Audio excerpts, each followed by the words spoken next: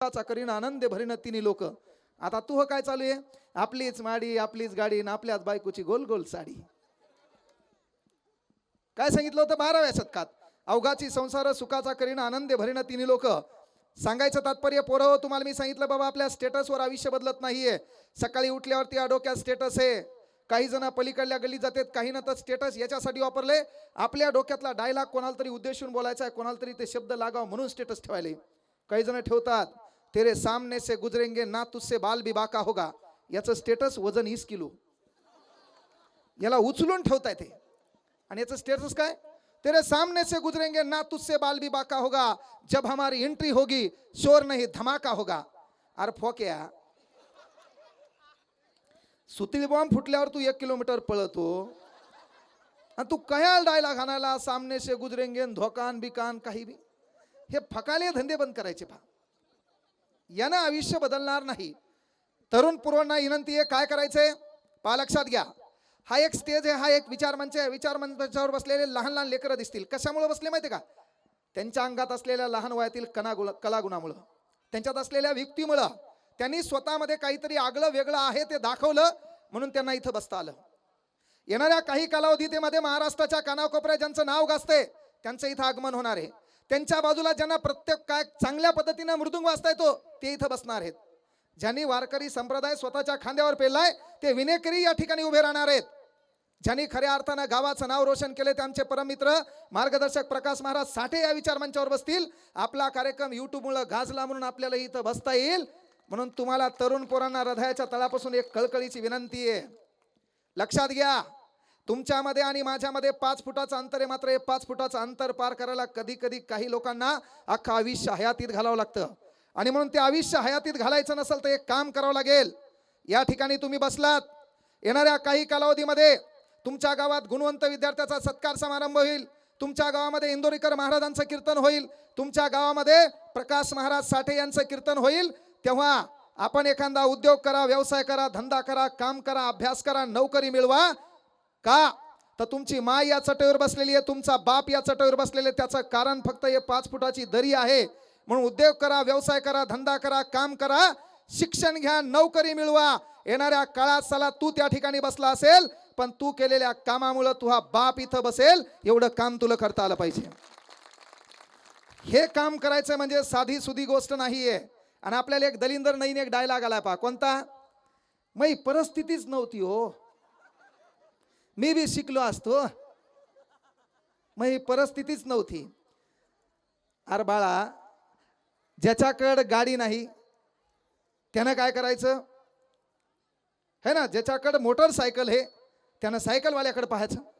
ज्याच्याकडे सायकल आहे त्यानं पैदल चालणाऱ्याकडे पाहायचं. आणि ज्याच्याकडे पाय आहेत त्यानं ज्याच्याकडे पाय नाही त्याच्याकडे पाहायचं. समाधानाचा मार्ग आहे. बायावर बसा एकदा. हे बायामुळे बी लय वांदे झाले पा देशात. पोरो, नवीन एक कायदा आलाय, नीट लक्षात घ्या. तुहा जर एखाद्या पोरीकडे 15 सेकंद टक लावून पाहिलं की डोळ्यानं विनयभंग केला म्हणून पोलीसवाले तुला उचलून नेतात. आणि पोलीसवाले कधीच हातावर मारत नाहीत, ते एकाच जागी मारतात ज्याचं तुला लय काम आहे. म्हणून नीट राहायचं. म्हणजे एखाद्या पोरीकडे तो हा 15 सेकंदापेक्षा जास्त टक लावून पाहिलं, पण मला प्रश्न पडतंय त्या ताईल बी कसं काय कळालं की तू हा 15 सेकंद जास्त टक लावून पाहिलं. टाळी एका हाताने वाजत नाही ताई. तुहा बी सुधरायचं. तुहा बी त्या इंस्टाग्रामच्या नादी लागायचं नाही. आणि तू बी रे दलिंदर, गॉगल दुसऱ्याचा, शर्ट तिसऱ्याचं. आणि हे म्हणतंय लुकिंग इज अवेसम. याला स्पेलिंग येई ना, याला कॉंग्रॅच्युलेशन स्पेलिंग येत नाही, CON टाकते खाली, आपाप येते कॉंग्रॅच्युलेशन, टपाक टुप सेंट. या धतुऱ्याला अॅनिव्हर्सरीची स्पेलिंग येत नाही, HAPPY. अॅनिव्हर्सरी येतच नाही, ANN आहे खाली येते अॅनिव्हर्सरी. कुलुक सेंट. याचे वांदे सुधारणार कुठं? कारण याची इंग्रजी कशी झाली महाराज? इंग्रजी लिहायला पेपर होता, पेपरला होतं read the passage carefully and give the answer. काय होतं? Read the passage carefully give the answer. मग प्रश्न विचारला, how many animal in the garden. हे काय करायचं? फक्त अॅनिमल पाहायचं. त्या पॅराग्राफमध्ये अॅनिमल कुठं दिसलंय त्याच्या मागे लिवळ पुढची वळ लिहून टाकायचं. तसा पास झाला तू. बदलणार कुठं? बाया आता जागामुळे भांडणं करणार, तरी एस टी मध्ये 50% दिले बापा तुम्हाला. आता काय एस टी बी घेता आम्ही काय टपावर बसाव? काहीच राहिलं नाही ना. आता फक्त आमच्या पोराला पंजाबी ड्रेसच घालायचा राहिला एसटीत प्रवेश नाही, बाकी तर दुसरं काही राहिलंच नाही. बरं पहा ना, आपली जीन्स पॅन्ट टी शर्ट त्याच्याकडे गेली, त्याचा पंजाबी ड्रेस घाला होता, आपले वांधेत. आपल्या बाजूचं म्हणते बहुतेक करण गायब आहे, आपले वांधेत का नाही? पोरं, सांगायचं तात्पर्य एकच लक्षात घ्या,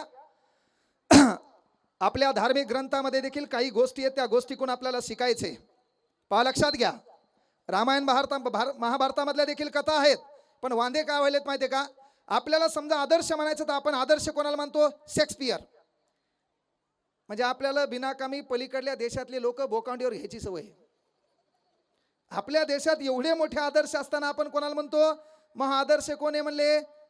जो बायडन, याला नाव बी येईन, याचा आदर्श. कळकळीची विनंती आहे पोरं, एक गोष्ट लक्षात घ्या, आपल्या गावामध्ये एखादा सरपंच असेल, आपल्या गावामध्ये प्रशासकीय अधिकारी असेल, आपल्या गावामध्ये लक्षात घ्या एखादा लोकप्रतिनिधी असेल, तुम्हाला तुमचं चित्र बदलायचं एकच काम करा. जरासा आवाज तुमचा जोरात, त्याला एक नारा झाला पाहिजे आपला, छत्रपती शिवाजी महाराज की, छत्रपती शिवाजी महाराज की. म्हणजे कळतंय काय चालू आहे म्हणून.